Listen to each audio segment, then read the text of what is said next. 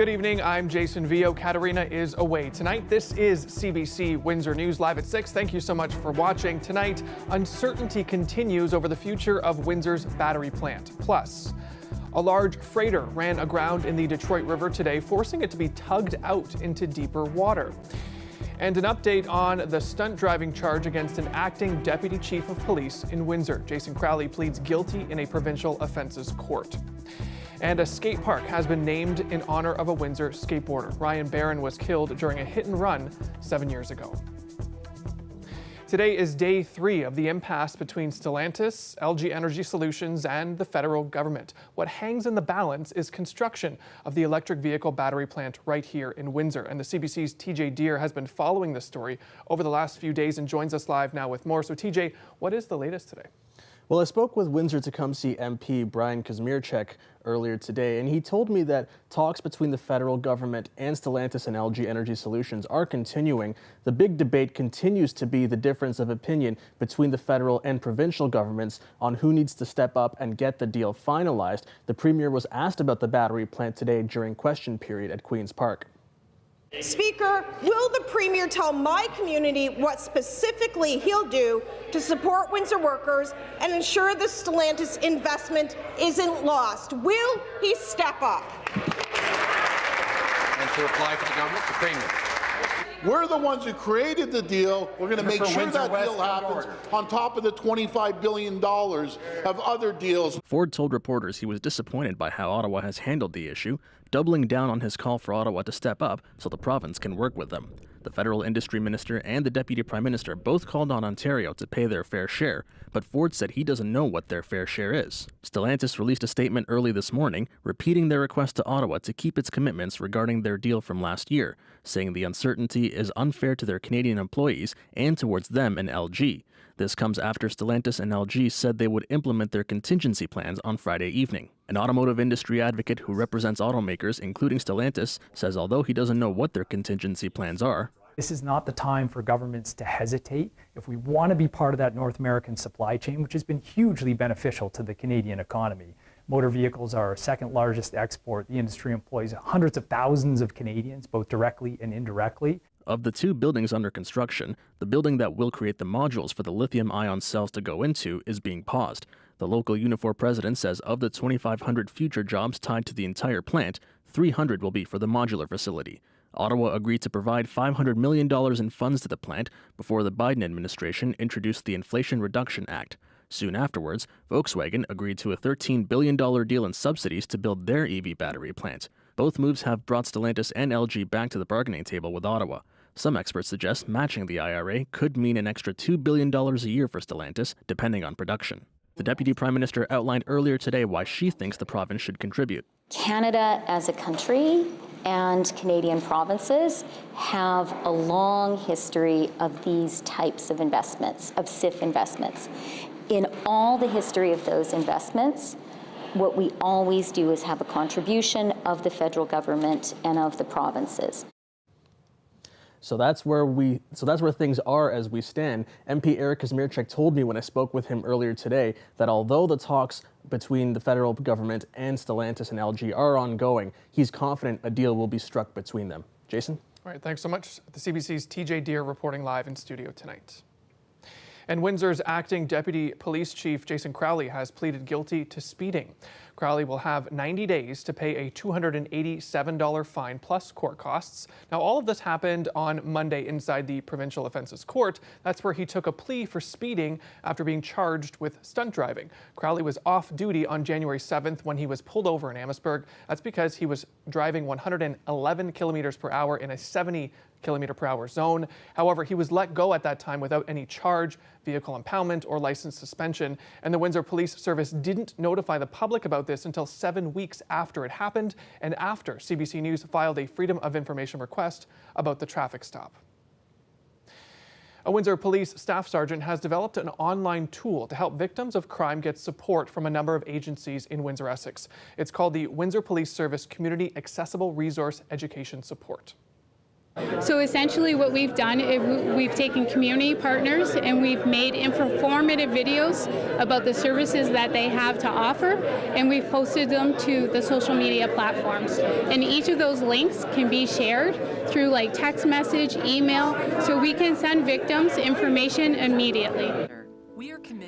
Windsor police give victims of crimes such as trafficking or spousal abuse information on how to access a YouTube channel they can visit to see videos from different agencies. They're also on Facebook, Twitter, and Instagram. And the videos explain how the victims can get help from the agencies. Police also provide a comfortable room at headquarters where they can counsel victims on getting the help they need. The program was made possible through a $100,000 provincial grant. And this week is Police Week and Victims and Survivors of Crime Week. The YouTube channel is called WPS Cares. Well, a freighter had a bit of a bumpy ride this morning on the Detroit River. The Mark W. Barker ran aground near Belle Isle.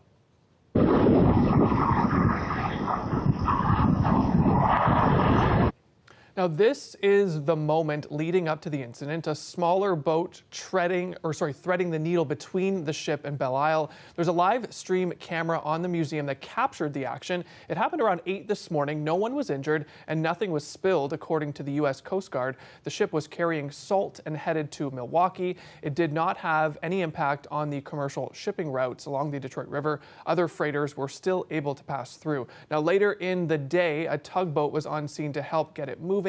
The ship was eventually pushed free, and this was called a soft grounding by officials, saying that it hit mud and not rocks. The Coast Guard says there are no pollution concerns. A Windsor skateboard park has a new name today, honoring a local skateboarder killed during a hit and run. The CBC's Del Molnar has that story. 30-year-old Ryan Barron had just moved to Vancouver when he was struck and killed by a hit-and-run driver. City Council approved a community plan in 2017 to name a new skateboarding bowl after him, but the pandemic stalled fundraising plans. Now the community has lobbied to have the entire skate park named after him. 3, 2, 1. It's now called the Ryan Barron Memorial Skate Park. Your continued show of love and dedication to Ryan's memory is truly heartwarming. Family members and city officials gathered at the unveiling. They say Barron was a mentor to the skateboarding community. It's a place where he felt he was part of a community. A place where he helped to make community flourish, believing that whether you were a seasoned skater or someone coming here for the first time, you belong. Ryan deserves this, and he'd probably be the last one thinking he did, because he's very humble.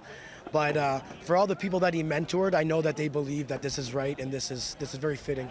So we're very happy. And Ryan touched a lot of people's lives, and I've never had the privilege of meeting him in person, but I've learned so much about him in this process. And then today to see this turnout on a Tuesday afternoon is remarkable.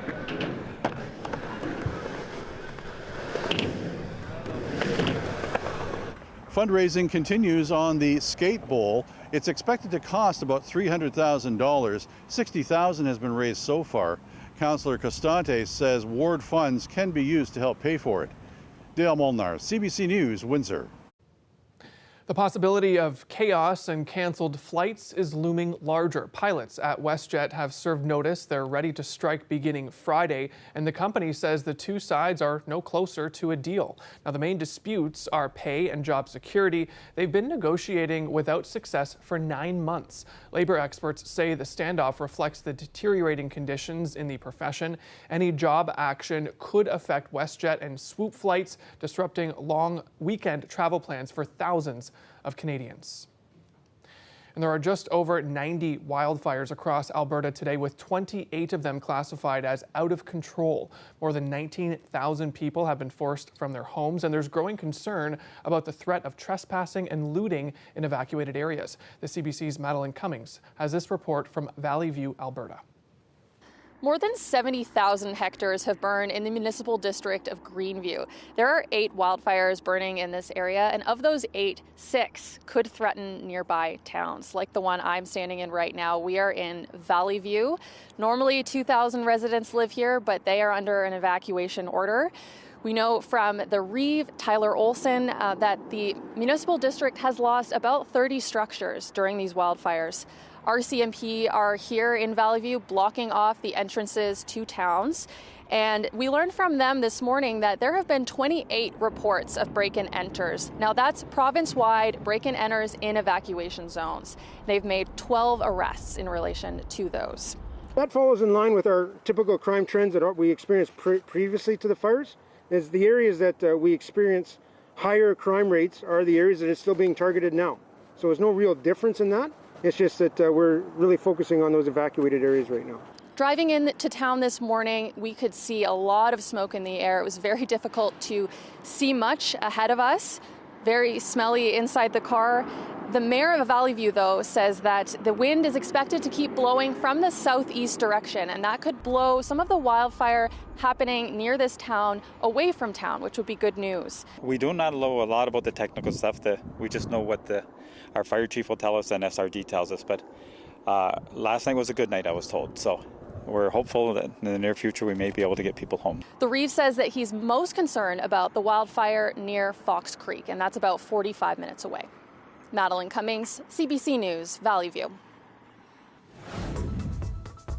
Still to come here on CBC Windsor News Live at 6, some warm, sunny days on the horizon. Colette Kennedy has your full weather forecast coming up next.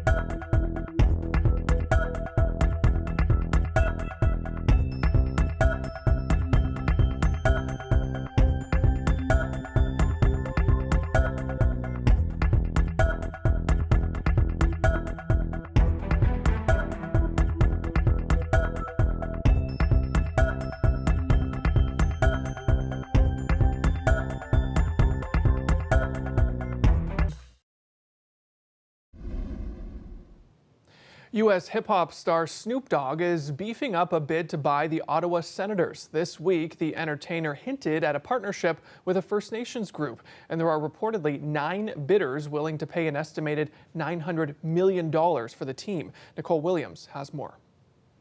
Snoop Dogg appeared to break the news on Instagram. A shout out to the First Nations of Canada. That's right, for joining Nico Sparks in the Ottawa Senators bid. The rapper didn't say which First Nations he and the LA businessman are working with or how many. But in this quiet area of Western Quebec, Kitigan-Zibi Anishinabeg could be on the verge of making a deal. Its chief confirmed members met with bidders this week, including the Nico Sparks team. And people here are now starting to dream about the possibilities. Making a statement for First Nations saying that, look, we can get a team on our unceded land. I think it would be a good move for us, honestly. I love Snoop Dogg. I love you, Snoop Dogg.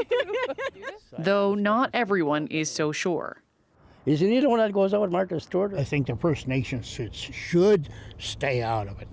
The chief of the Algonquins of Pikwakanagan in Eastern Ontario says he's interested in any economic opportunities that benefit the community. Other community leaders have reached out themselves, trying to get in on a deal to co-own the team. It's such an exciting process and could be a very big precedent-setting moment, in terms of this type of relationship across Canada. This professor says this could signal a shift from consulting First Nations to actually getting them involved on big business deals. Never had it cross my mind before that this would ever be an opportunity where a potential owner would reach out and say, well, with our billion-dollar team here, we'd like to bring the First Nations. It's still unclear exactly what a partnership in owning an NHL team would look like for a First Nation, but some people here say giving Indigenous communities any stake in a major sports franchise is a real step towards reconciliation. Nicole Williams, CBC News, Kitigan-Zibi. A new study shows global temperatures are approaching dangerous highs. The United Nations report predicts record temperatures over the next 5 years, a trend suggesting the Earth is warming too quickly. Kate Fisher has this report from Washington. We know that our world has been warming for decades, with 2016 the hottest on record so far, with global temperatures reaching 1.28 degrees Celsius above the pre-industrial figure. Today's WMO report shows a 98% likelihood that at least one of the next 5 years and the 5-year period as a whole will break that record. That doesn't mean the world is set to pass the 1.5 degree threshold permanently, but rather it sounds the alarm that the Earth is warming just too fast. Scientists blame both humans and nature, with our continued burning of fossil fuels combining with the predicted arrival of El Niño. That's a weather pattern that makes the world hotter by heating up the Pacific Ocean, which then heats the atmosphere above it. The UN's warning that it could push temperatures into uncharted territory. There's no return back to the good old days because we already have such a high concentration of carbon dioxide, and also, of course, we have also increased the methane concentration in the atmosphere. And the best that we can do is to phase out this negative trend. The return back to normal level might take even thousands of years. Under the Paris Climate Agreement, countries pledged to limit global warming to well below 2 degrees and preferably to 1.5 degrees. That's because scientists consider 1.5 to be a critical tipping point, beyond which the chances of extreme weather events, things like flooding, drought, wildfires, heat waves and food shortages could dramatically increase. The UN's calling on countries to prepare for far-reaching repercussions on health and food security, water management and the environment. Now, the effect could be particularly acute in the Arctic, where the temperature anomaly is expected to be 3 times greater than the global figure. Kate Fisher for CBC News, Washington. Still to come right after the break, we'll bring you your weather forecast with Colette Kennedy as promised, and a local company is using a greener way to tag your fruits and veggies. All of that is coming up next.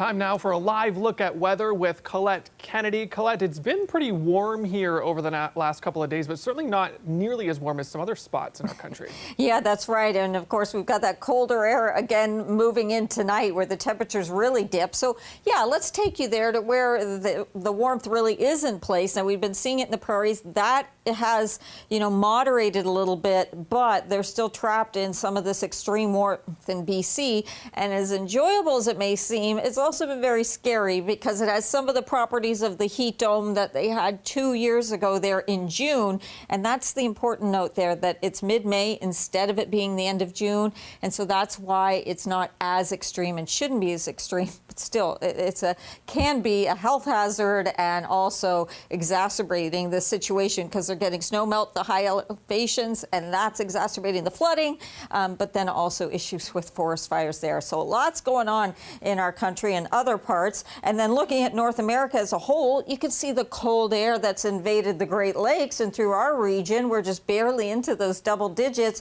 And yet northwestern Ontario, 21 degrees and lots of mid and upper 20s showing up in the Midwest. So that cold air has really just sunk in here over the Great Lakes region. And with that cooler air tonight, the frost advisory is much more widespread. They start out there in the Maritimes and, of course, come right on down into southwestern Ontario and include us. It doesn't mean everywhere is going to see frost, but there will be patchy frost development. If you have any plants so that you could still protect, maybe you were getting jumping the gun on things, we generally need to kind of wait till after the May long weekend to get into some of that planting. But the current temperatures, you see the cooler numbers in Goderich and Sarnia coming in at 6 degrees.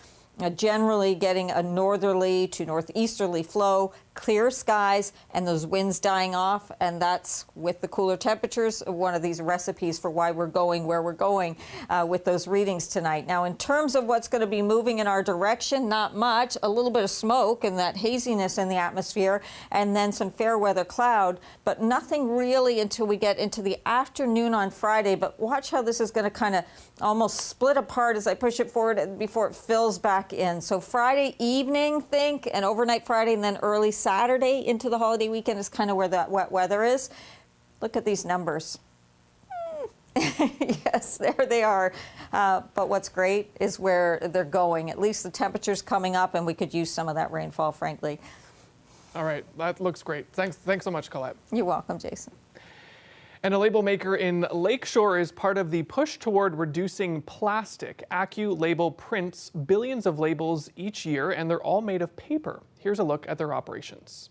When you look at our label, it's soft, it's malleable, it feels like a plastic label, and then you tear it and you realize it's paper. In the late 90s, we had made a name for ourselves in automation in agriculture, a big name. And I was asked and tasked to build a better labeling system. And I came back and I said to the guys, we've got to go paper. My son is 4 years old. I do not want him biting into a piece of fruit and accidentally eating plastic. Not going to happen. So if you guys agree, we'll go paper. And they did. And we've captured quite a bit of market share. We produce about 2 billion stickers locally and about another billion in Australia. Because we're mostly an engineering firm, we know how to design and develop products. We actually designed and developed our adhesives and our labels to stick better than no one. 20 years after producing this paper label, 2 years ago, we were finally recognized, like, oh, you guys are ahead of everyone. It's taken 20 years. And that push to plastic-free products comes from the federal government. They want labels to be compostable. For more on this story, head to our website, cbc.ca/Windsor. A First Nation in New Brunswick is hoping to create a new generation of Mi'kmaq speakers with the help of an adult immersion program. The idea is that one generation will be better equipped to teach their children in the future. The CBC's Alexandra Silberman has this look. Students in Listugush First Nation are practicing how to pronounce words in Mi'kmaq. This section of the community school is dedicated to surrounding students with Mi'kmaq, everywhere from classrooms to hallways. It's just a feeling. You're like, when you're in there, you're like, wow. I'm in Mi'kmaq.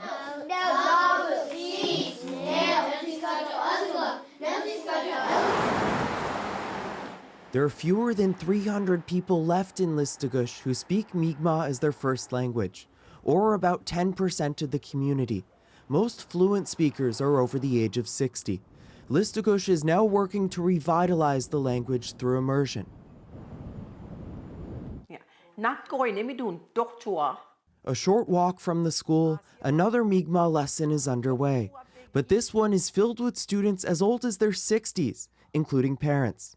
I think it's very important for the child to continue to listen to Mi'kmaq once they go home.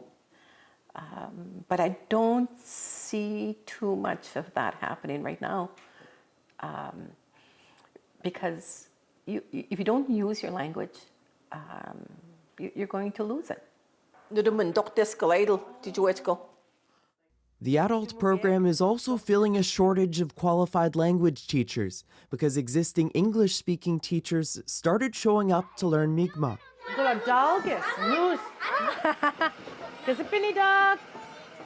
10 years ago, Brenda Germain only knew a few words of Mi'kmaq. After going to immersion school, she's now teaching entirely in the language with her kindergarten class.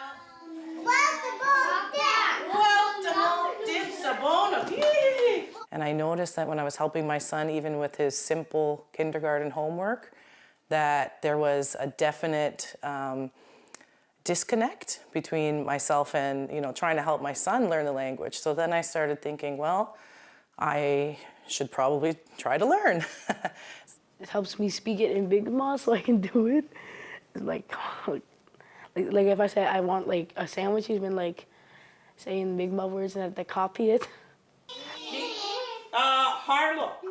So they can see the value in it. They can see the steps. They can see the hard work that goes in even to making one sentence when they're 5, right? So I think now there's a big push for parents to learn alongside their children, and it's great. That's it for us here at CBC Windsor News live at 6. Don't forget, though, for news anytime, head to our website, cbc.ca/Windsor, and you'll find us on social media as well. You can check us out on Facebook and Instagram. Thanks so much. Have a great night.